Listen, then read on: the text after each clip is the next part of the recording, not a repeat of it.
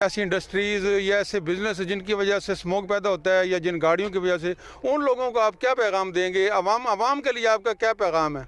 देखिए, अभी हमने जैसे बताया कि हमने वर्क किया और काम किया दिन रात और भट्टे भी गिराए।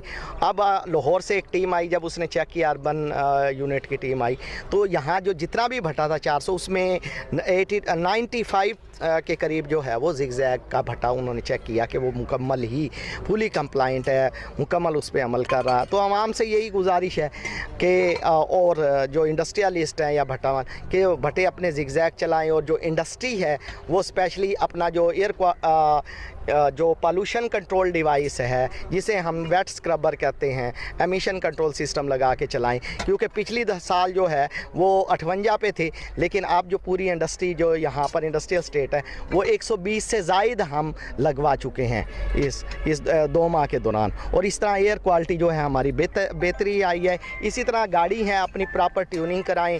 तमाम गाड़ियाँ जो बड़ी हैं, छोटी हैं, लोडर हैं और 22 व्हीलर हैं, सबकी प्रॉपर ट्यूनिंग हो ताकि माहौल साफ़ सुथरा रह सके। और लोगों से भी यही है कि अपनी निजी गाड़ियों का इस्तेमाल कम से कम किया करें ताकि एयर क्वालिटी जो है वो बेहतर रहे।